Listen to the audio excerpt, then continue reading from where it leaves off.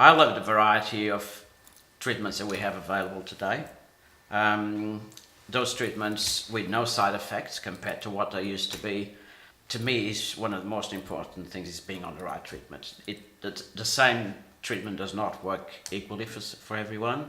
So I find that finding that right treatment and sticking to it, to me, I find is one of the most important things. You get the one that fits with your lifestyle as well. You know, some of them you have to take with food, and if you eat regularly, then you can do that one, or they have to be taken just before you go to bed. And there are different ones that interact with your life differently, and it's always really important to make sure that you get one that fits in with Yeah. I also found a lot of issues with, having my pills in the morning and in the evening. So I had to change to something that was just one a day. Just making sure that you talk to your GP and having that good relationship is probably the most important aspect. Long-term inflammation happens from the moment you get HIV. So the earlier you can start treatment, the better it is to combat that inflammation. And you might get some mild side effects when you start medication, but they normally pass in the first little while that you start taking them, and then you reach undetectability really quickly, and it's really great to have these kind of medications these days. I think it's very good to start medication as soon as you're diagnosed.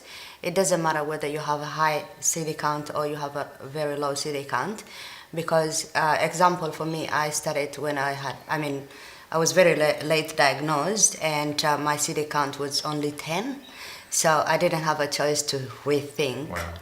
But I'm glad I started straight away. We had to live by some rules that you could not start treatment unless you were below 500 T cells, and it was only last year that the START study actually determined that the best thing was to start treatment as soon as possible. For me, I seroconverted in 2011, and my seroconversion was pretty intense. I had to be hospitalized for having a 42-degree temperature. They put me on treatments, the day that I was admitted to hospital. So I found it. I improved within the week, and within the month, I was already undetectable. I wish I'd had that opportunity, but I didn't.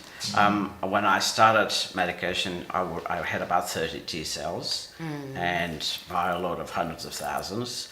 If I'd had a chance, I would have started as early as possible after diagnosis. I think it's very important to take your HIV treatment all the time without missing it.